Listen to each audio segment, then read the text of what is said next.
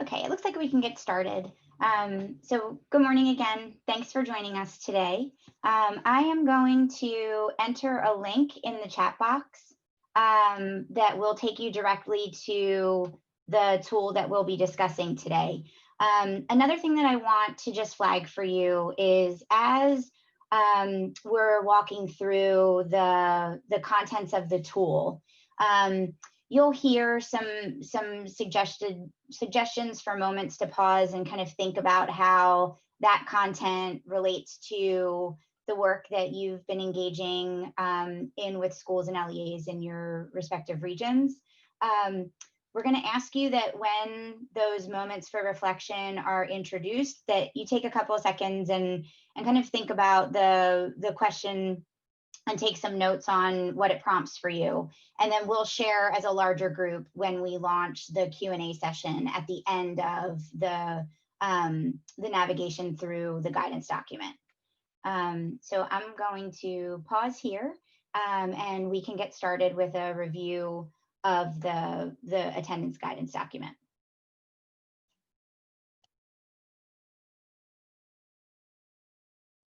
During this pit stop, we will focus on strategies to ensure every student has access to the resources and supports necessary to successfully engage with and master grade level content. The current health, economic, and social crises are exacerbating inequities in student access to quality educational programs and supportive services. More than ever before, student-level attendance data are critically important to our understanding of the challenges students are facing and directing resources where needs are greatest. To support school entities in developing systems for measuring student daily attendance and selecting strategies to address chronic absenteeism and habitual truancy, PDE created a guidance document that can be found by selecting Attendance and Engagement under Focus on Effective Instruction in the Roadmap for Education Leaders. The direct link to the attendance guidance document can also be found in the chat box.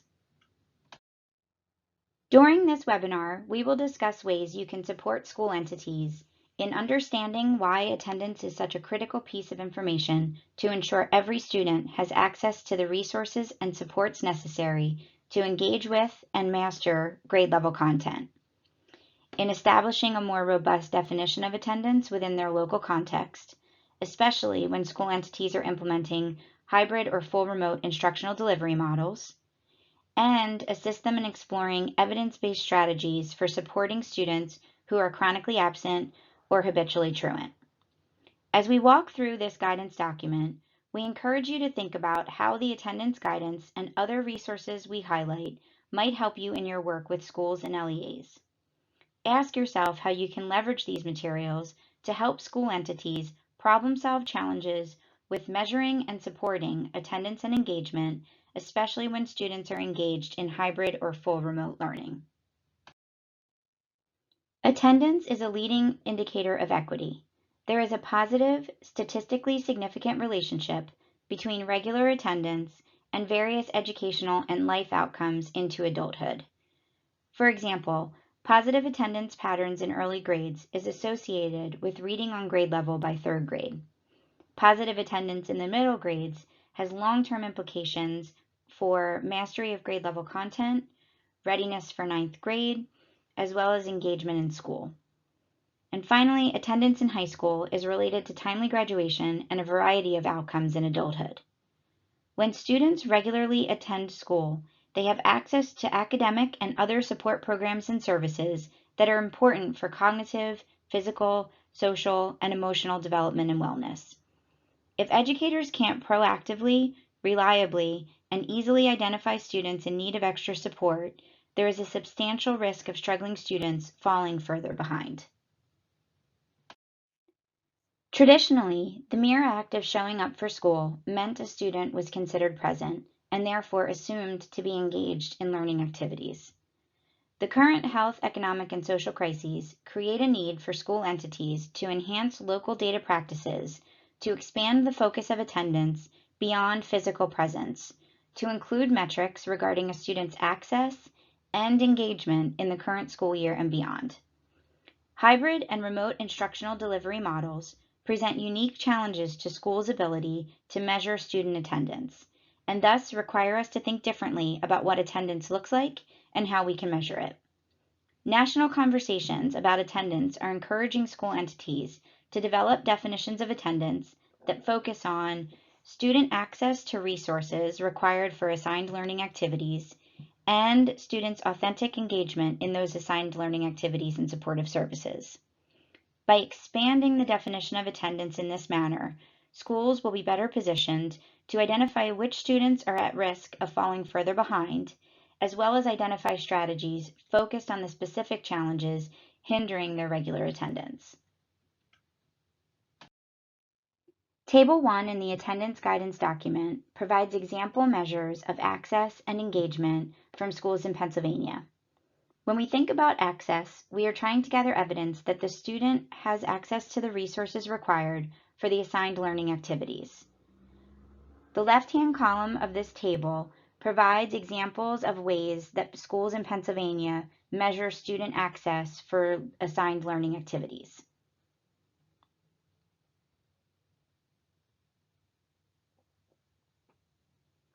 Access is an important first step, but engagement in learning activities is important to our continued understanding of each student's opportunity to learn.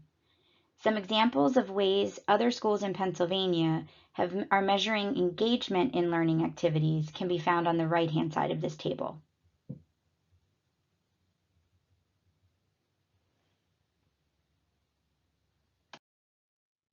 On days when students are participating in learning activities on campus, the school's usual method for marking individual students present or absent should be followed. On days when students are learning off campus, schools must consider both the data regarding student access to and completion of assigned learning activities to determine whether an individual student was present or absent. Table 2 is a sample decision matrix for determining when an individual student is coded as present or absent on days when the student is learning off campus. Let's talk about the thinking represented in the second combination, evidence of completion but not access. If a student's data reflects this combination, it is likely signaling to the school that their measure of access is incomplete and should be reviewed and revised to fill the gaps. Combination 3, evidence of access but not completion, will likely get some pushback from school entities because they may see completion as tied to grading, not attendance. However, remember what we are trying to understand through our attendance measurement system: to gather evidence that each student has access to the resources and supports necessary to successfully engage with and master grade level content. When learning is remote, if we see a student has access to the required resources but is not engaging in the learning activity, this is a sign of absenteeism. While this table is just an example and does not reflect a mandatory approach to determining a daily attendance code for each student, we highly encourage PDE, PaTTAN, and IU staff to assist schools in understanding that when learning is remote, both access and engagement are important factors in determining which students are truly present and which are absent each day. Knowing which students are attending regularly and which are not is the first step. In order to support students who are chronically absent or habitually truant, school entities will need more information than access and engagement. Attendance Works developed an actionable framework that can be used in our work supporting school entities to enhance attendance data collection systems and ensure educators have access to actionable data that can inform efforts to ensure every student is present, engaged, and supported every day. Attendance Works offers some helpful ideas for measuring contact, connectivity, relationships, and participation when schools are implementing hybrid or full remote instructional delivery models. Knowing where students are in terms of each of these factors will provide school entities with actionable information to direct resources in a manner that is tailored to individual student needs. Let's pause for a moment as you review the contents in this table. Take some time to reflect on your work with school entities. Have you seen any schools or LEAs in your region include any of the factors in the Attendance Works framework? Which of these factors have schools found to be most challenging in their local community? Jot your thoughts down on paper, and we'll share our reflections when we launch the Q&A session.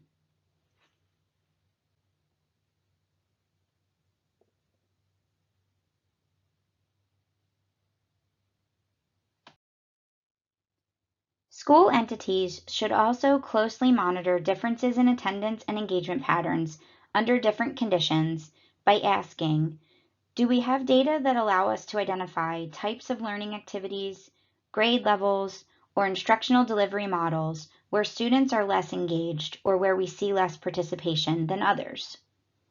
What are we doing to identify the cause of the observed participation challenges and resolve them? As you think about your work with schools this year, have any of them seen differences in attendance in remote learning as compared to in-person learning? What are they doing about the patterns they are seeing? Again, jot down some of your observations, and we will share them when we launch the Q&A session.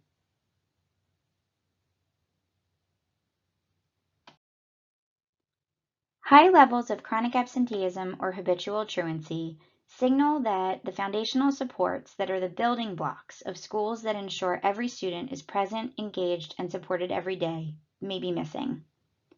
In school entities where more than 10% of students are chronically absent, this framework might be useful for identifying system-wide opportunities for improvement, in addition to student-specific interventions and supports.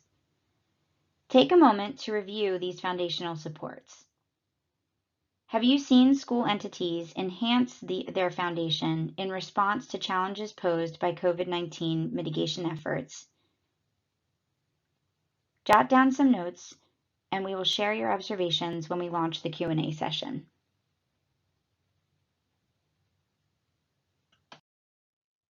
The health, economic, and social crises of today have and will continue to pose challenges to students' regular attendance. As schools navigate these challenges, they should continue to utilize effective Tier 1 supports, such as student assistant programs, student attendance improvement conferences, and parent-teacher conferences to maintain the open lines of communication with families to determine the root causes of chronic absenteeism or truancy. Schools can use the additional resources and FAQs from PDE's Safe Schools website to address, manage, and resolve chronic absenteeism and habitual truancy concerns. To further help educators explore, select, and implement effective strategies for mitigating chronic absenteeism that are best fit to their local needs and context, two important resources will ensure those strategies are grounded in evidence of what works. PDE and Chester County Intermediate Unit are working together to provide timely access to information about evidence-based strategies focused on a variety of outcome areas. One of those areas is attendance. The Evidence Resource Center is a web-based tool that is searchable by topic and includes important contextual information to help educators select strategies that are best fit for their local needs and context, focusing on what is known about what works, for whom, and in which settings. Future Ed and Attendance Works collaborated to provide school entities with a playbook for reducing chronic absence in the COVID era. This playbook presents more than 24 strategies, identifying the problem the strategy addresses, summarizing supportive research and suggesting tier of evidence aligned with the provisions outlined in the Every Student Succeeds Act, and highlighting school entities that have used the strategy successfully. School entities are highly encouraged to download and use the attendance playbook or the PA Evidence Resource Center as they work together as a school community to ensure all students have access to high-quality learning activities and supportive services. As you continue to dig into the attendance guidance document and other resources highlighted in this webinar, we encourage you to utilize the contacts listed here for further discussion, questions, or clarification. Now let's share some of the reflections that you jotted as we walked through the slides in this presentation. So bear with us for a moment, and we're just going to switch over to projecting the discussion prompts that were built into the recording. But as we do that, if there are any questions specific to the guidance document, or if you have some thoughts that you want to share that aren't necessarily attached to one of the discussion prompts, the chat is now open, and so you can go ahead and use that to share ideas or to submit questions.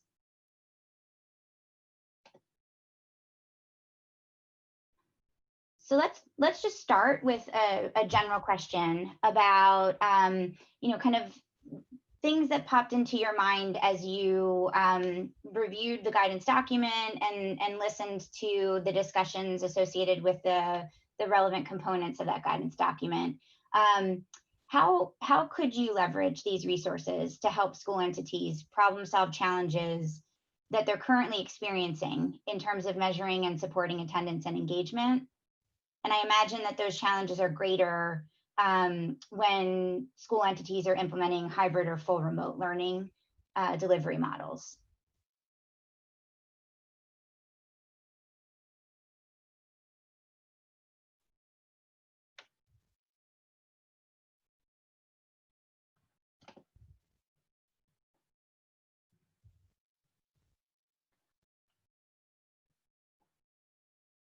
So I see a question about the decision matrix that was presented in table 2. And the question is how could there be completion without access? And so that's what we were trying to signal, that as you look at the decision matrix for that particular example,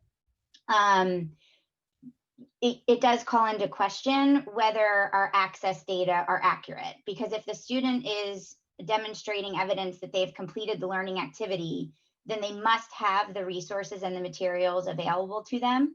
And so it should prompt the school entity to go back and look at their measurement system for access, because they may be missing something. Either students and their families are not connecting to whatever system they're using to measure access, or they're not asking all of the right questions. And then someone else has shared that they've shared the attendance playbook with several schools, and they've been very grateful for the strategies outlined in that resource. That's what we're hearing too. It sounds like school entities feel like that attendance playbook is written in a manner that's really easy to understand, and it's organized in a way that makes it extremely efficient for them to navigate and find exactly what they're looking for.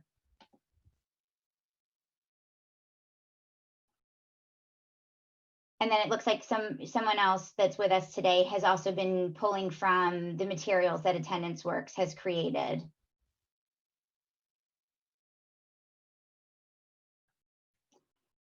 I'd love to hear a little bit more, Eric, if you wouldn't mind sharing, when we get to the foundational systems discussion prompt, what schools are learning about their attendance systems and structures, and kind of which of those foundational systems seem to be kind of like the greatest opportunity for improvement.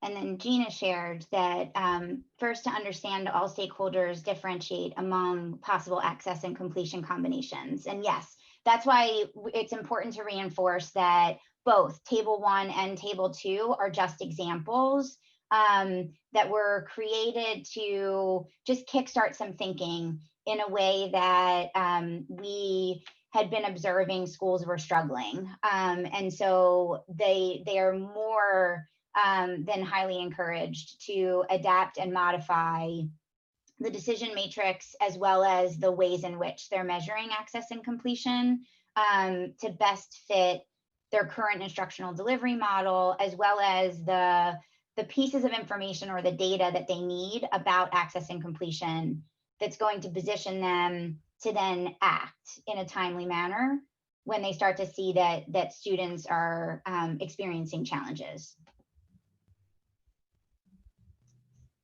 And so we can go ahead and move on to the next prompt. And so this framework that was created from Attendance Works is just intended to help schools think beyond like a superficial indicator of, yes, no, a student has access and is demonstrating completion or not, in order to really know what to do when we start to see that students are experiencing challenges in terms of access and completion. We need some more information to better understand why. And so this framework is intended to start to help schools think about the root causes that could be contributing to students' lack of attendance and engagement. And so the first question, if you wouldn't mind just hitting the button to show the first question, is whether you've seen any schools or LEAs include any of these factors in their local measurement systems.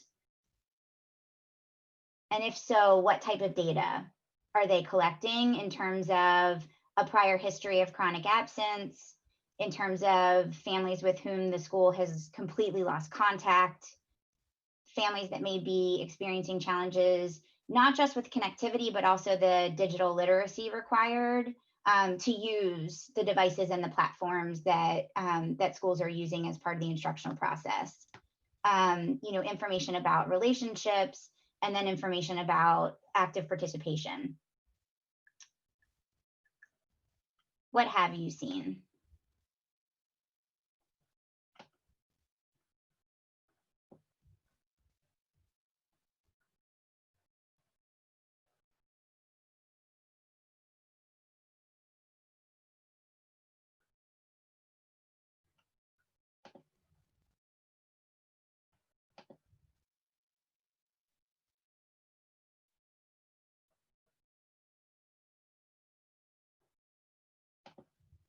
Have any of you seen schools dig deeper? Thanks, Andrew. So one school is focusing on relationships and then implementing a PBIS model as a component of attendance to ensure those connections and relationships.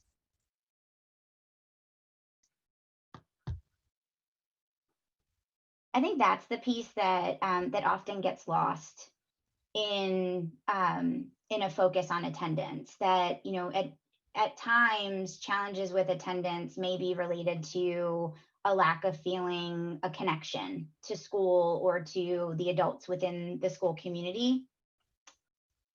And it's particularly important in today's context, not just in terms of COVID, but also with the social justice challenges that are facing communities and how that's impacting stakeholders within a community. So then can you show there's a second question attached to this framework. And Andrew, I think you started to talk through the answer to this question, which is which of these factors have schools found to be most challenging in their local community? So relationships may be one. Are there any others that are really kind of rising to the top as prominent challenges in school communities' efforts to ensure students are attending and engaged, particularly when learning is remote?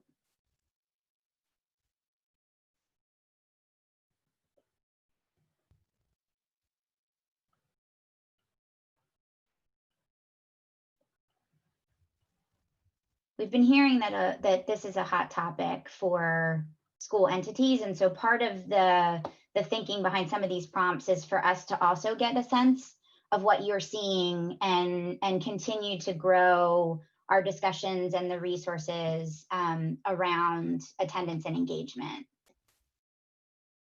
So thanks, Kelly. So in your region, you're hearing of a lack of participation from remote learners, even when they have connectivity.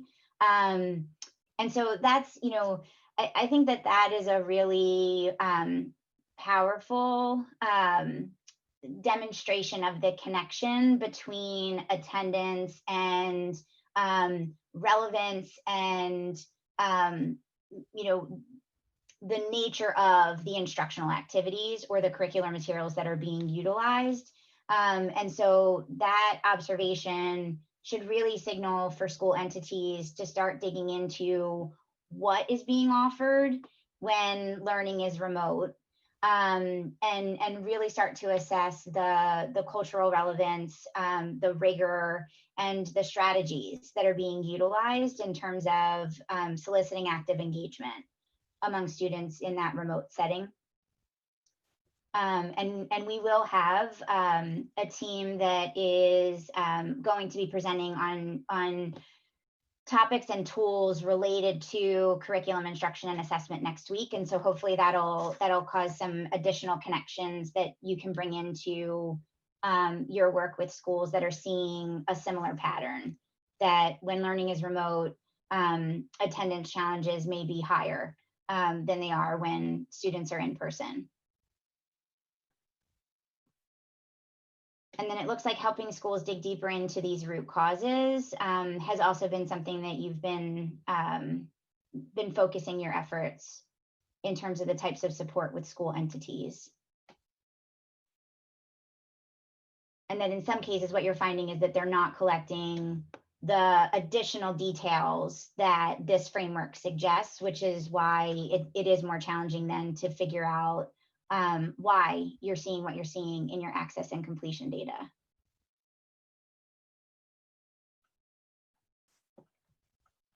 And then Carla, yeah, we've heard the same thing, that there are some schools that have completely lost contact with families to an extent that they've never seen before.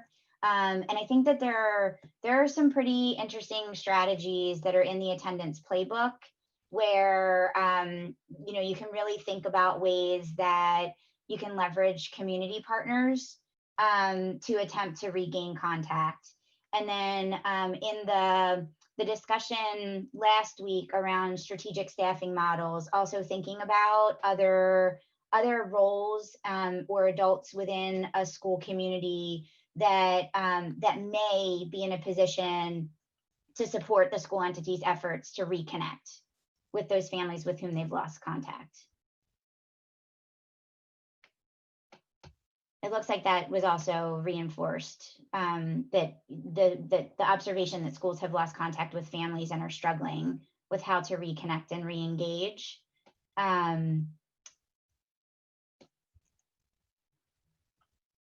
Limited access to outreach workers or social workers from agencies who can provide the follow-up support.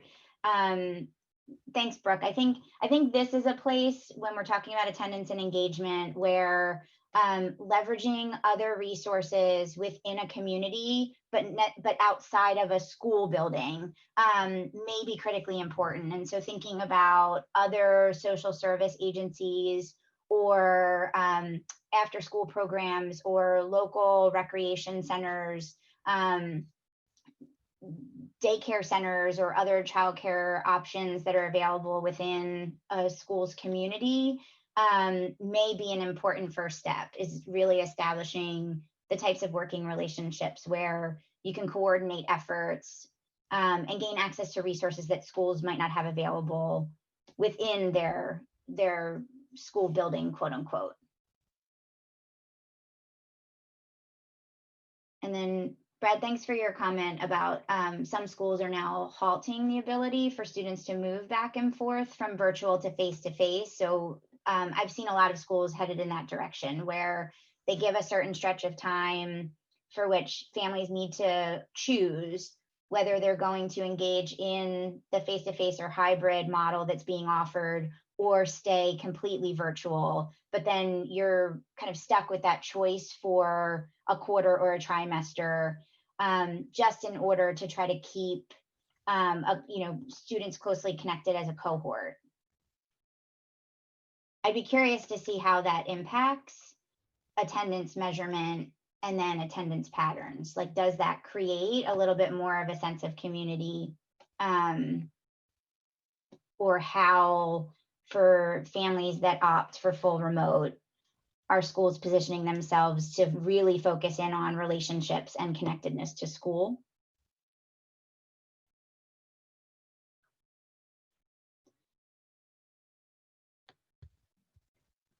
Eric, your point about the helping, sorry, I'm trying to figure out how to see if I can get you to unmute if you'd be willing, about maybe being helpful to build a simple form or tool to capture data related to some of those common factors. Because I do think that the framework from Attendance Works may be helpful in that. Sure. So like I said, it was just, yeah, I was just, as we were having this discussion, it kind of dawned on me that in some cases, I'm finding that you're right. Absolutely, the districts have lost a lot of contact, but maybe in some cases, whether through phone calls or home visits, have been able to make some sort of attempt at reaching people, but aren't necessarily capturing, hey, what's that factor? What is the thing that's inhibiting that engagement or attendance? And because they're not capturing it, they don't know more systemically what to do next to help meet those things. So, kind of if they had just a quick checklist tool to say which of these reasons is really the main reason that these students aren't connecting, might help us all gather some more data to kind of move to the next step, to use that next tool to encourage the next function that they need. So, simple Google form or even just a paper form that they can,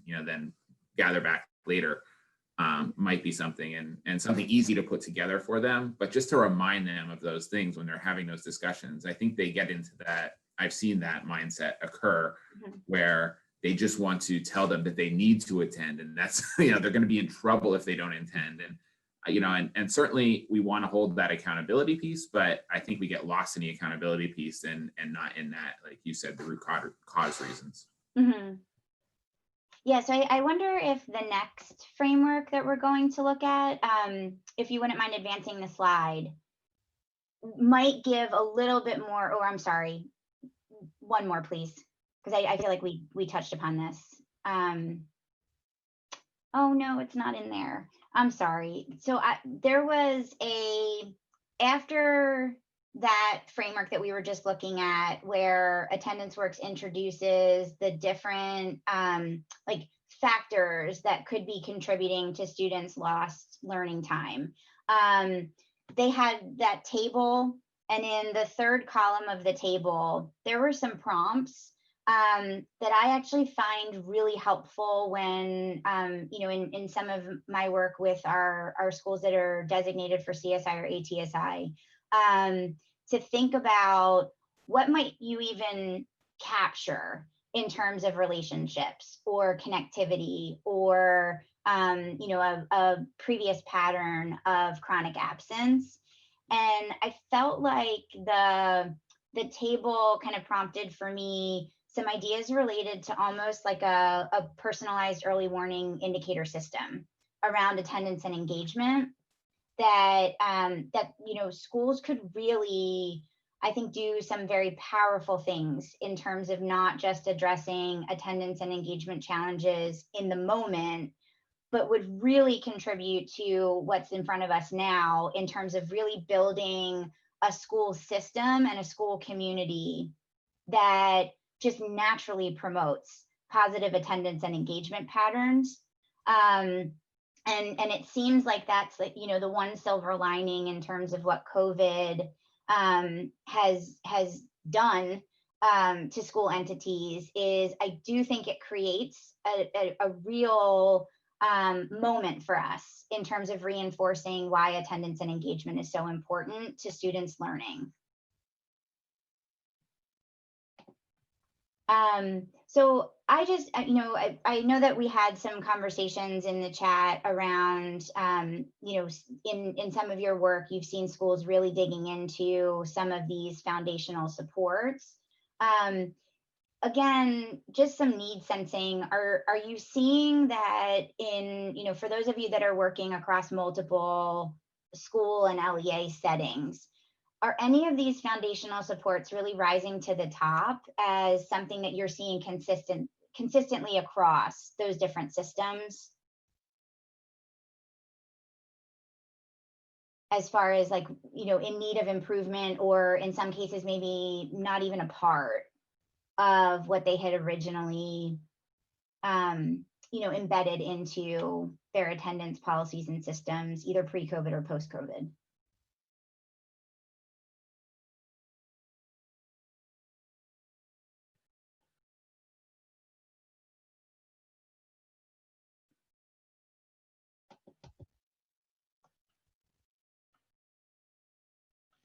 Refining the schedule of classes, where and how they are held, is something that you're seeing more frequently addressed or adjusted. And that might help with some of what was shared previously in terms of seeing, and you know, lower rates of attendance and engagement, particularly when learning is remote. You know, perhaps even just in, you know, kind of an audit of what's being offered at which times of day might also be something that could kind of raise some ideas for a school entity that's struggling to successfully engage students in remote learning. And then Brooke is signaling that schools are seeing an increase in mental health, like in the need for mental health supports, particularly with anxiety and depression.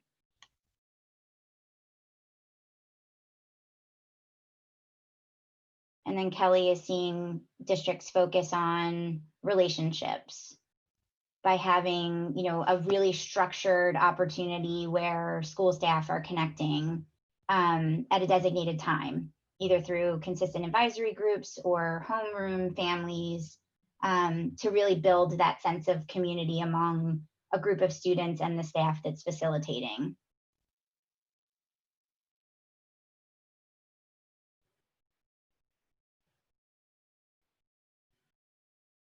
And then schools are starting to increase the rigor and their strategies for engagement as teachers are becoming more comfortable.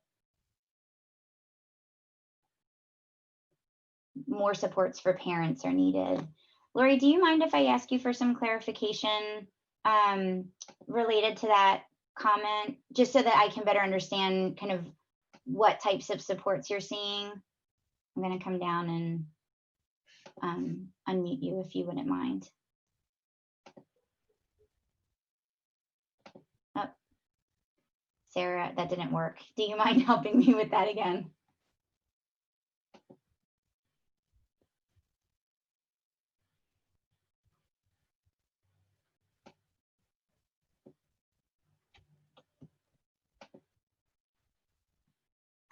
Lori, you should be able to click on your icon and unmute yourself now.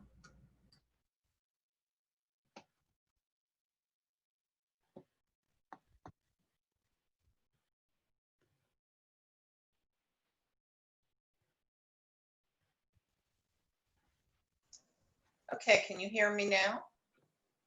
Yes, thank you, Lori. Perfect. No, originally I think everybody was worried about safety concerns. And so I think that our schools are doing a pretty nice job because they planned all summer for that. As we move forward now, the needs are changing. I'm sure all of you are seeing weekly, monthly. Social emotional learning is a high priority for the principals that we're working with. And they are looking to not only learn those strategies along with their teachers, but they really are worried about their teachers and knowing that they need them. And so once we're supporting them with a series of social emotional trainings that they can turn around to also implement with their students. So that's been the next step as we gradually transition. And then now, as far as the academics go, I think folks are looking to assess those gaps in learnings, in student learning, and to decide what assessments they should be using for that. But we've also been looking at the early warning system with some of our schools. And so those indicators for attendance and engagement. Those are kind of the areas that we're supporting schools with now. But then this last week, we talked about, the schools are on board. We're gradually implementing some hybrid learning approaches with schools, and they're, I have a good team that works with me to support our schools with distance learning initiatives. But the other piece is the parent piece that I'm getting more requests for. How do we help our parents? Because, everyone has to be doing this work together. So those are the kinds of things we're looking, as I look at this chart, how can we support parents more? So I've been looking for more resources that's not typically something we do in the curriculum department, teach parents, but we are developing supports and trainings. That's what's great about being able to do things virtually. We can put together something for an hour or two and do it at any time during the day. So. Yeah, so I mean, I just took a note that that's really helpful to think about it in terms of, how might we be able to modify some of the resources that are built into this roadmap that largely focus on stakeholders within the school building. So like the student and staff wellness guide, could be really helpful in the focus that that school leaders are elevating in terms of supporting their staff and making sure that they have what they need, to just maintain the stamina as we continue to navigate this school year. But I wonder what that could look like if there was like a parent complement to some of this. So I can follow up and with our other colleagues at PDE, but also try to scan some of the evidence-based strategies to see which are primarily focused on parent and family support strategies, to see if I can also share some ideas with you. And you do have families in there. You do supporting all families. So. Right. But you're right, though. It's not something that I think schools feel natural, like is a natural part of the direct training and support and development for families. And I'm sorry, I think I saw that Sarah had raised a hand before I put Lori on the spot unexpectedly. That's okay. Thank you very much for stepping in. Sarah, did you have yourself?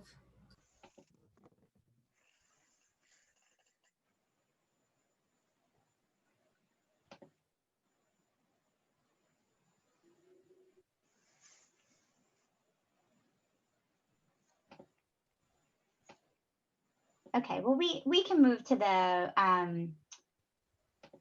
next question, and then Sarah, if you do have a question that we didn't answer just now, we can come back.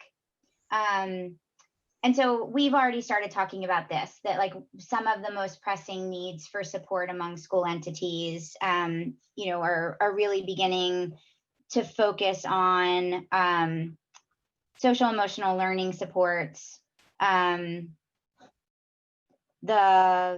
the extent to which remote learning is relevant, and that the strategies that are the student engagement strategies that are being utilized in those remote learning activities are effective. Supports for parents. And then I saw some conversations around, because this is a year where there are a lot of starts and stops in terms of, schedules and instructional delivery models. And I think as schools learn more about their capacity for remote learning, they're also making some mid-quarter tweaks as teachers become more comfortable or as they get more feedback from families. And so that makes it challenging for routines to like be firmly established and, and serve the role that established routines typically serve. Are there any other pressing needs for support that you're seeing that may not be covered in the combination of the attendance document, the attendance guidance document, and any of the additional resources that we introduced today in terms of attendance works, the Safe Schools Office website resources, the ERC, or the attendance playbook?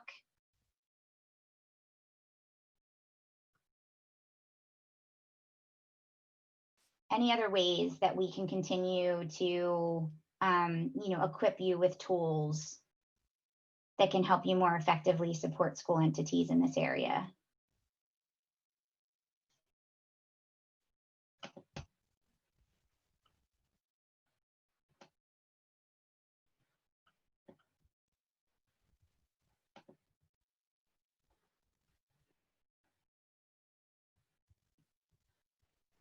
Staff attendance and supporting resilience and reducing burnout. Yes. Are you seeing, or are school entities seeing dramatic changes in terms of staff attendance and engagement this school year?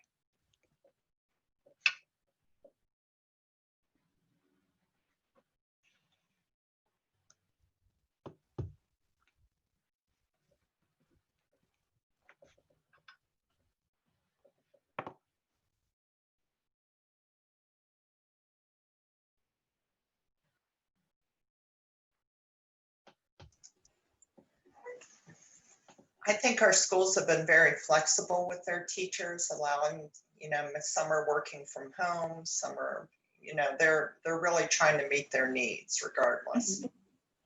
So for that reason, I think they've had a positive experience as far as teachers attending.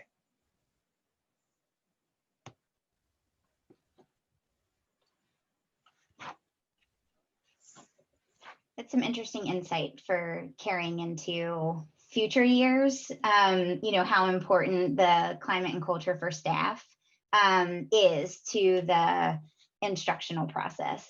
And then there's a couple of other comments that I want to get to, but I saw Brandon has a question regarding future impacts of changes.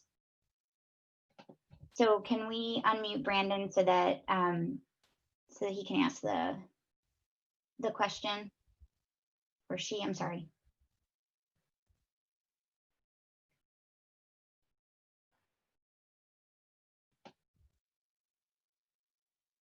Brandon, you can unmute yourself.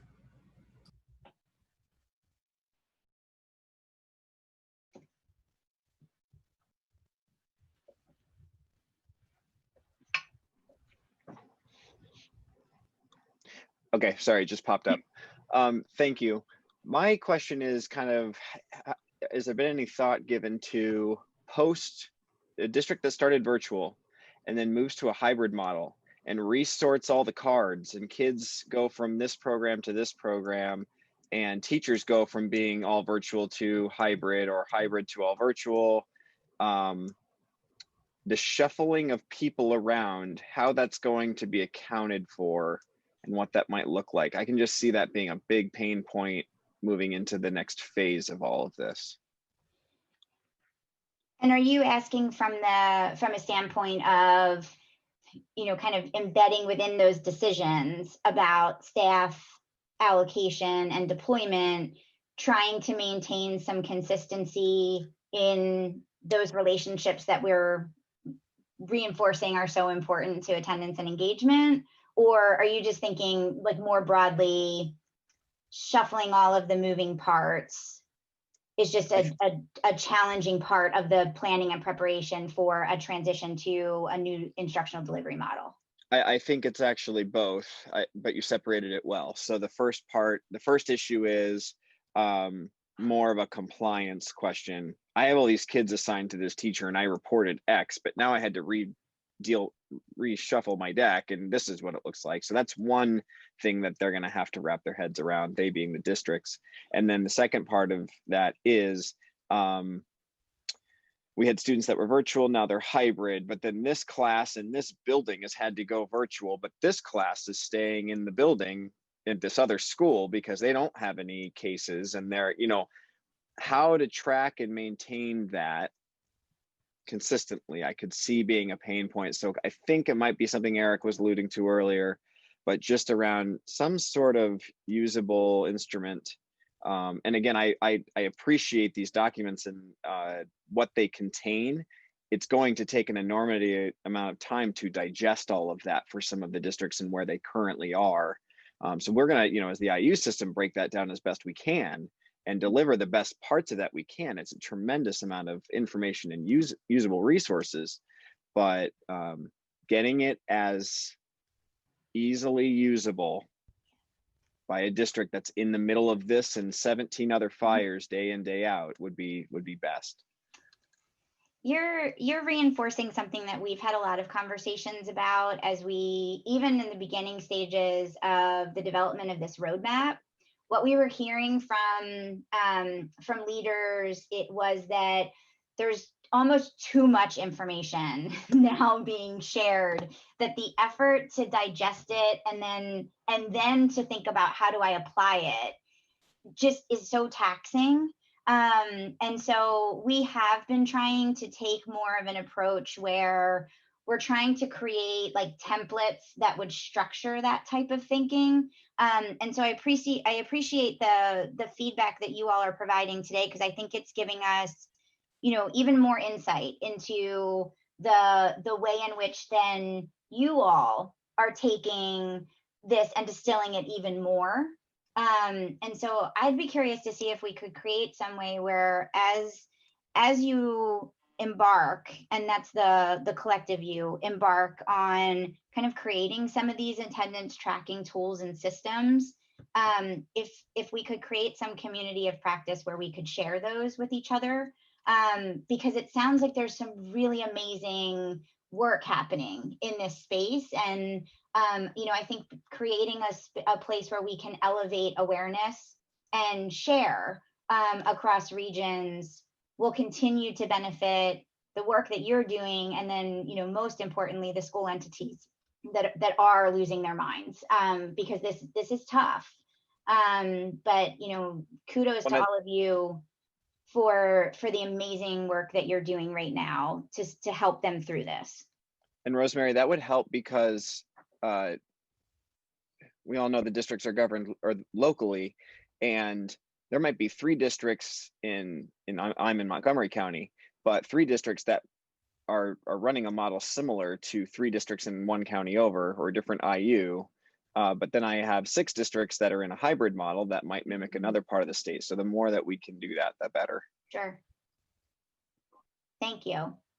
And then it looks like in the tail end of the chat box, we're seeing a lot of conversation related to what was already a concerning pool of, you know, shallow pool of candidates. And now there's an increase in resignations, retirements, and extended leaves. And so it's even more challenging for schools to find staff, whether they're substitutes or, you know, full-time employees. And so that's something that we can share back with the team that's working on issues related to human capital systems. And if there's ways that we can add some resources into the suite of tools that we're embedding within this roadmap. I don't have an answer right now, but I just want you to know I took the note, and we'll follow up in some way. And then Carrie, I think your point about there really is no longer a clear balance between work and home, because teachers are fielding, you know, and responding to communication with families all throughout the evenings and likely on the weekends, you know, because everybody is acclimating to this new instructional delivery, you know, these new instructional delivery models. And so I do feel like paying attention to those realities for teachers when we're thinking about the great materials that are available in the student and staff wellness guide might be really helpful. I wonder if there are some resources in there that could help school leaders just gather more information from teachers about, the true extension of what was already, a really challenging profession, and now has become even more so. Because teachers are pretty much the front line of contact with families. And so maybe they can improve the communication systems or find out how they could embed structures that still allow that access, but also give teachers, a chance to take a break and refresh and re-energize. So we're coming close to the end of our time, which I always love the conversations and the opportunity to really hear about the day-to-day work that you're doing to support LEAs in schools. And so I really want to reinforce, please keep the lines of communication open with myself or with Joe as you continue to dig into the creation of tools and resources to support school entities with improving attendance and engagement. I really appreciate all of your input and your ideas that you shared today. And I hope that some part of this discussion this morning and this afternoon kind of raised some new ideas or gave you access to a new resource that you hadn't already had in your toolkit. So hope you have a good rest of your day. And the recording from this session will be posted on the PDE YouTube website in the near future.